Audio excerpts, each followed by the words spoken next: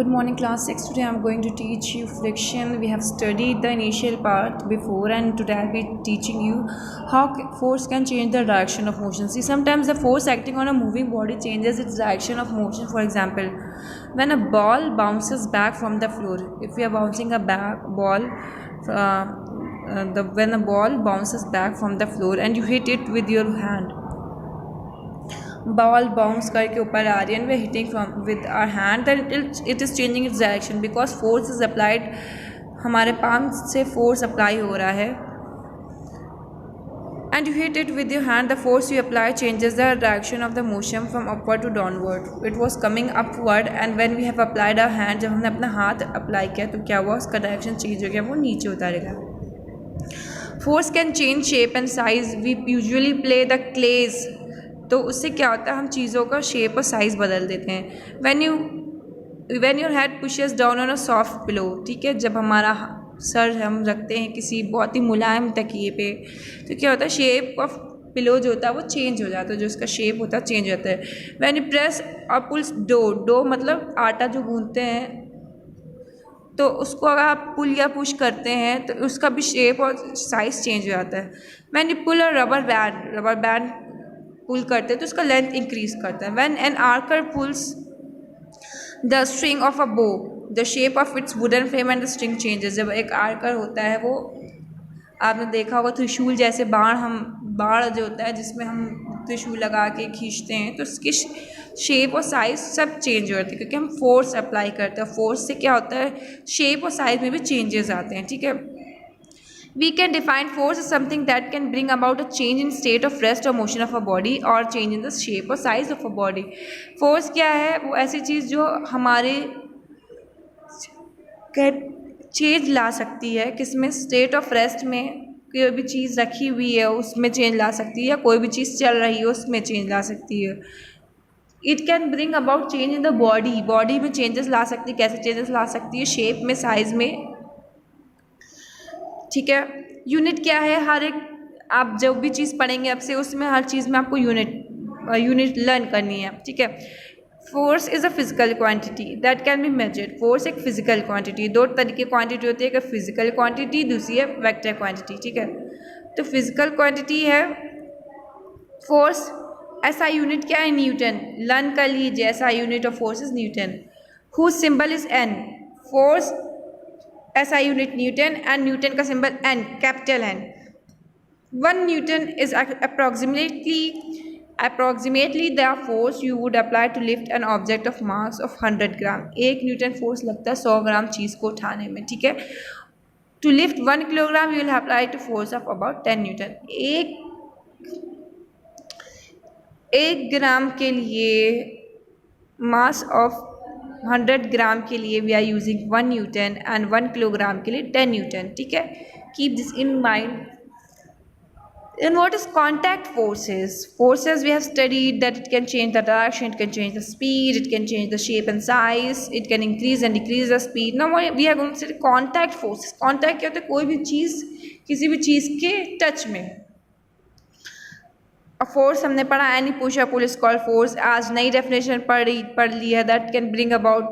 Force वो चीज़ होती है जो कि हमारे change of state of motions में चेंजेस लाए और उसके शेप और साइज़ में भी चेंजेस लाए. Force that two bodies in contact apply on each other are called contact force. जब दो बॉडी एक दूसरे से कॉन्टैक्ट में हों, जैसे ये बुक ये पेन, ये एक दूसरे कॉन्टैक्ट में हो और फोर्स अप्लाई किया जाए तो ये कॉन्टैक्ट फोर्सेस होंगे.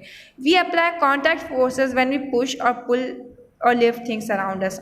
जब हम किसी चीज़ को उठाते हैं या किसी चीज़ को ढकेलते हैं या अपनी तरफ खींचते हैं, तब फोर्स का अप्लाई हो रहा होता है, वो कॉन्टैक्ट फोर्स होते हैं. Similarly contact forces can act when a bullock pools a cart. जब एक बुल जो होता है वो अब कार्ट को घसीट रहा होता है तो भी वो कॉन्टैक्ट फोर्स होता है. When an elephant breaks the branch of the tree, elephant बहुत ह्यूज होता है और वो ट्री की ब्रांचेस को तोड़ रहा होता है तो भी कॉन्टैक्ट फोर्स लगता है.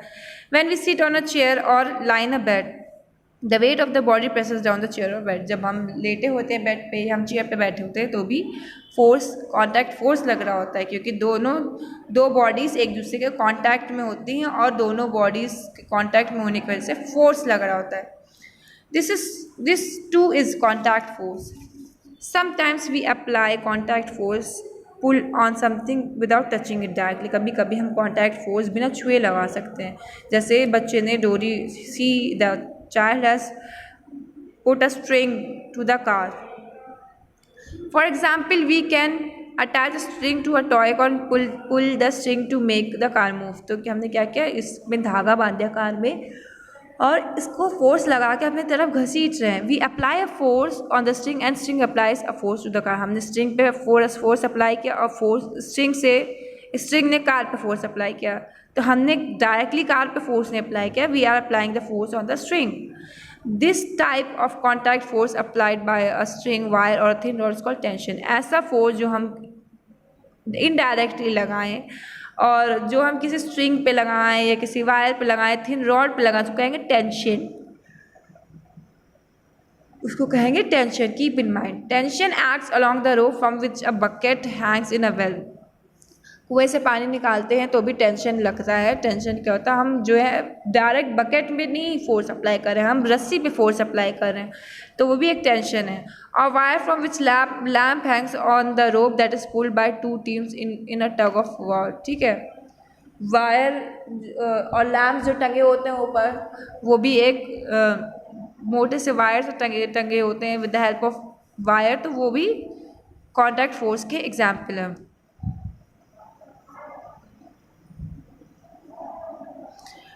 However, all forces are not contact force. सारे forces जो होते हैं contact force नहीं होते. For example, a leaf falling from a tree moves downward because it is pulled by the earth. अब कोई लीव होती है, कोई पत्ती होती है, वो पेड़ से ज़मीन पे क्यों गिरती है? क्योंकि ग्रेविटेशनल फोर्स आपने पढ़ा है.